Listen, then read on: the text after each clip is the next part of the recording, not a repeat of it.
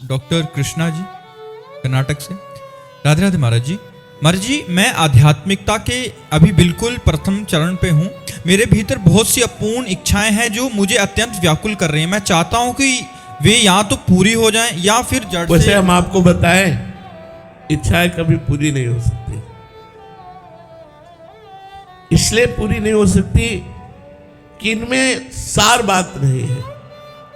जैसे खुली बात हम आपको बता रहे हैं, पुरुष के शरीर में इच्छा होती है सुंदर स्त्री भोग की, स्त्री के शरीर में इच्छा होती है सुंदर पुरुष भोग की, नाना प्रकार की खान पान की, नाना प्रकार की वैभव विलास की, नाना प्रकार के मान सम्मान की। ऐसे कई व्यक्ति जिनको ये सब कुछ प्राप्त है जो हम आपको बोल रहे हैं, चाहे स्त्री हो चाहे पुरुष, दोनों रूपों में आकर के यहाँ बोला एकांतिक में कि मैं अमुक हूँ, मेरे पास अमुक वैभव है, अमुक ऐश्वर्य है, अमुक भोग सामग्री है, पर मेरा मन खुश नहीं है, मेरा मन शांत नहीं है।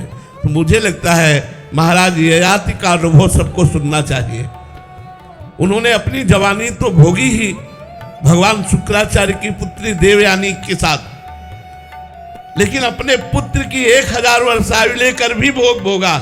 तब उन्होंने ऊब करके अनुभव लिखा कि विश्व का समस्त जौ धान्य स्त्री वैभव सुख सब दे दिया जाए तो भी एक पुरुष को संतोष नहीं हो सकता, कामनाएं पूर्ण नहीं हो सकती।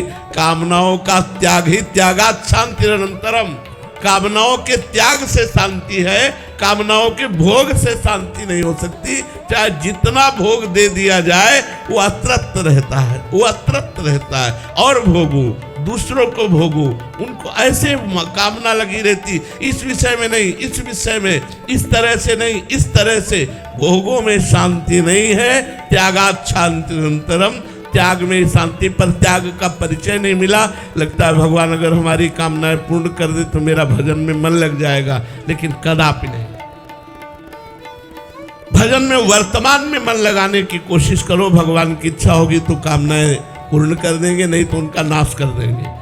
उत्तम बात कामनाओं का नाश ही है, पूर्ण नहीं है। क्योंकि जैसे ही पूर्ण होती 4 कामनाएं और खड़ी हो जाती है। सर्व कामना का नाश हो जाए और भगवान हमारे हृदय में प्रकाशित हो जाए, यही मनुष्य जीवन का परम लाभ है। अच्छा, मकान बढ़िया बन जाए, बन गया, सुंदर स्त्री मिल जाए, मिल गई, मान प्रतिष्ठा हो जाए, मिल गया, लेकिन मरोगे तो है ना। अब समस्या का समाधान, मरोगे, पत्नी छूटेगी, मकान छूटेगा, बैंक बैलेंस छूटेगा, मान सम्मान मिट्टी में मिल जाएगा, फिर जाके सुअर कुत्ता बनोगे क्योंकि भजन किया नहीं, भोग करते रहे हो, वैभव का भोग करते रहे, तो फिर पशु पक्षी बनो जाके। फिर क्या लाभ मिला यार, क्या लाभ मिला? लाभ तो ये है इसी जन्म में भोगों को परोपकार में लगा दो।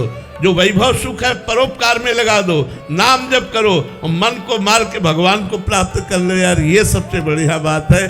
और तो हमारी बात समझ में नहीं आ रही। भगवान किसी को वैभव न दे, भगवान किसी को यश प्रतिष्ठा न दे। अगर चालाक नहीं है, चतुर नहीं है तो फंस जाएगा। इसमें फंस गया तो क्या करा, सब मिट्टी हो गया। सम्मानम कल्याति घोर गर्लम नीचापमानम सुधा, श्री राधा मुरलीधरो वत्स के वृंदावन मात्य।